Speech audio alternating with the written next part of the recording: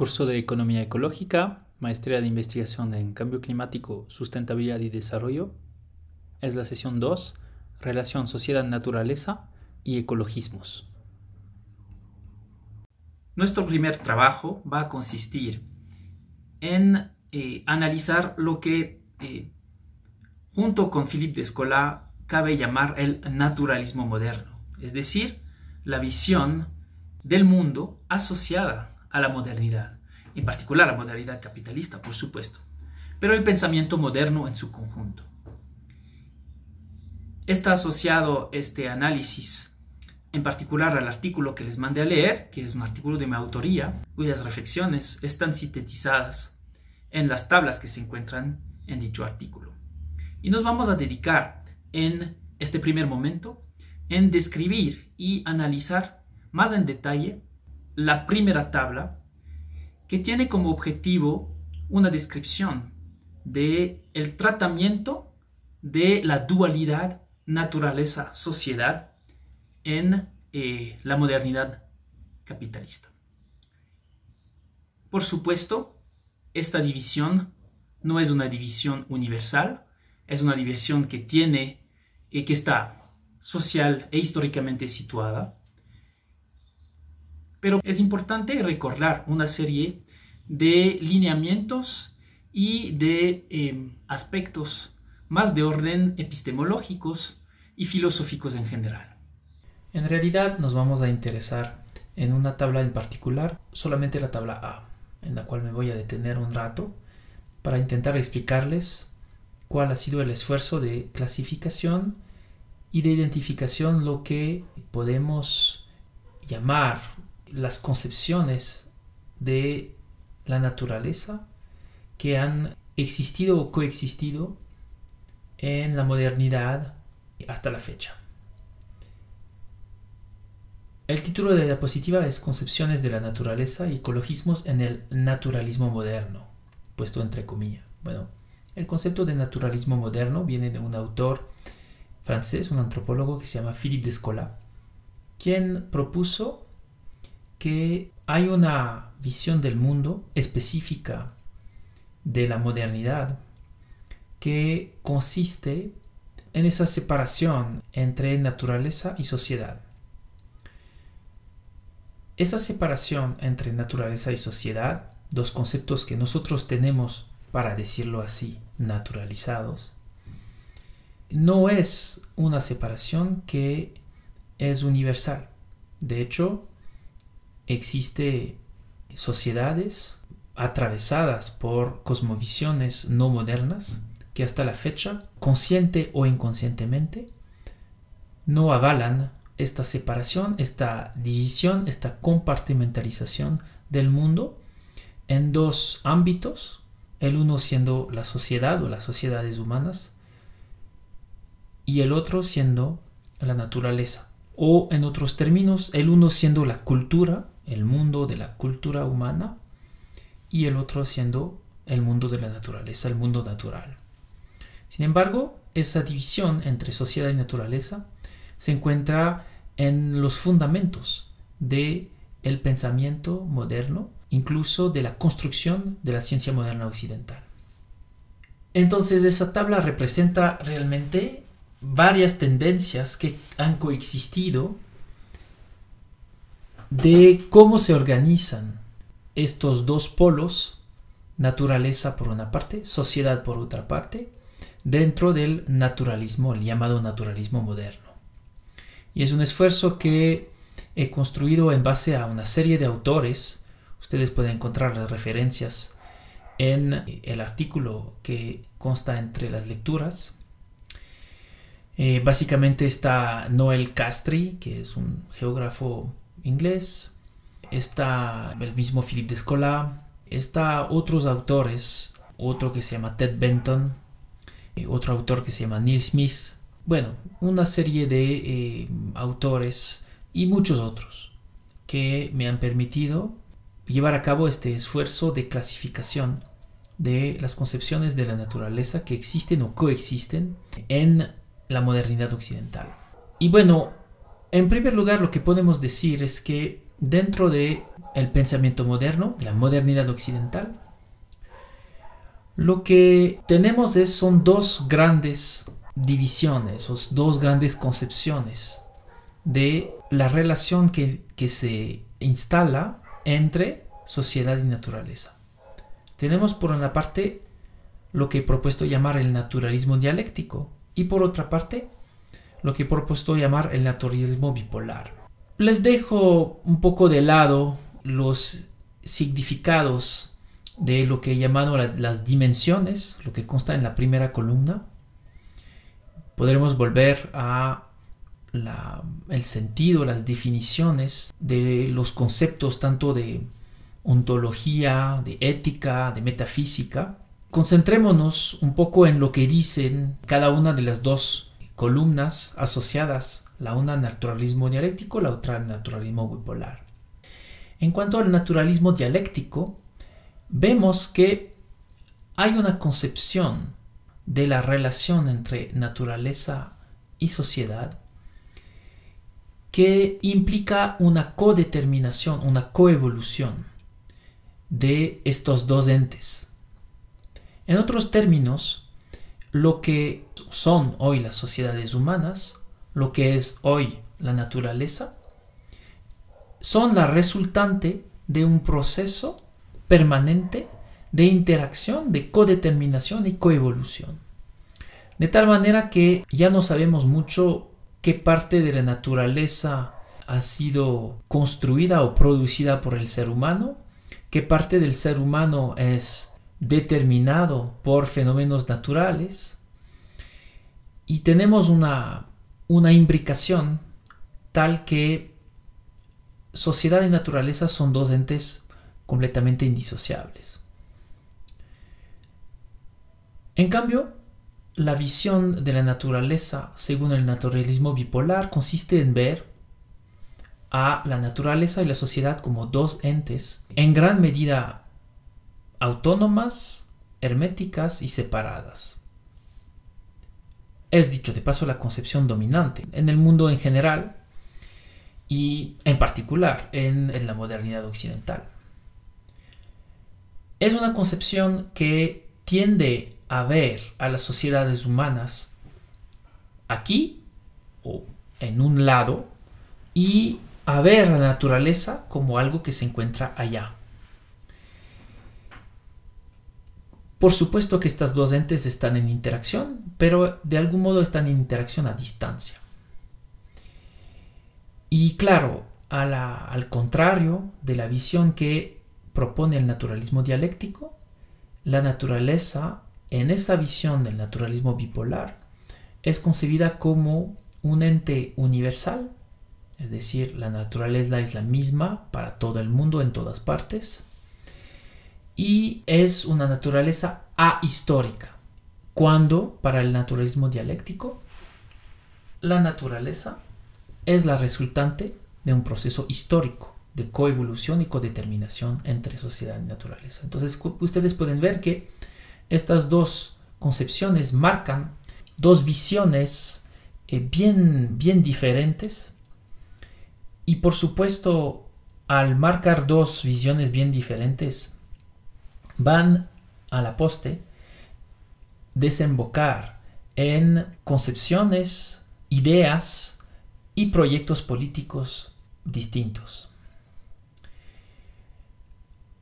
En cuanto a la segunda línea de la tabla, refiere a lo que he llamado la dimensión ética. En pocas palabras, es desde el punto de vista de las sociedades humanas frente a la naturaleza, ¿qué hay que hacer? Desde las sociedades humanas, ¿cómo hay que comportarse frente a la naturaleza?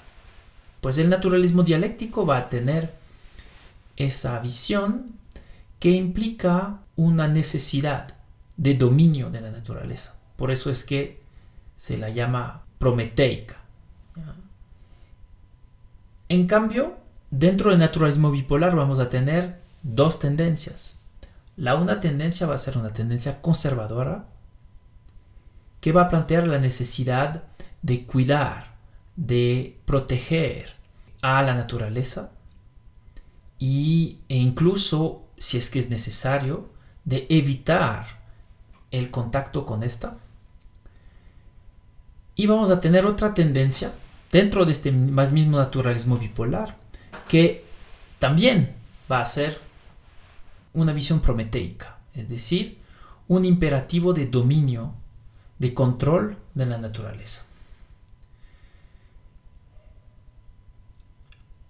La tercera línea de la tabla tiene que ver con lo que he llamado la dimensión metafísica. En pocas palabras es, o sea, de dónde viene lo que nos impone la naturaleza. Y para el naturalismo dialéctico, en realidad no existe una naturaleza absoluta. Claro, porque ya que la naturaleza es la resultante de un proceso histórico de interacción con las sociedades humanas, en realidad la naturaleza en una buena medida se va a construir en el marco de este proceso coevolutivo codeterminado.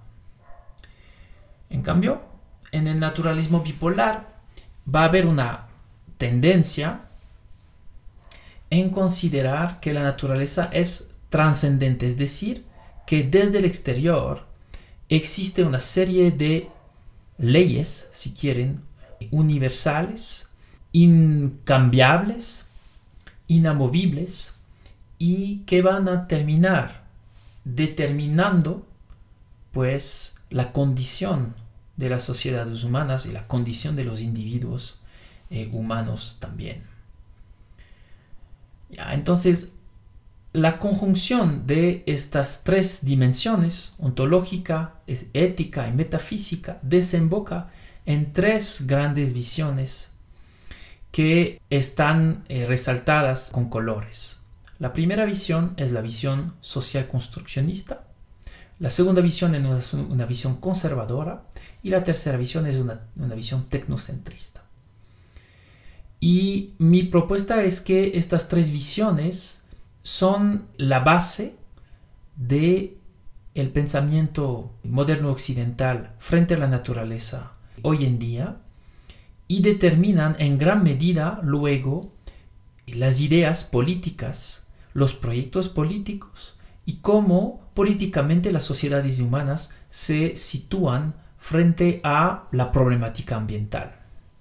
Entonces, el social construccionismo en breve es de inspiración marxista.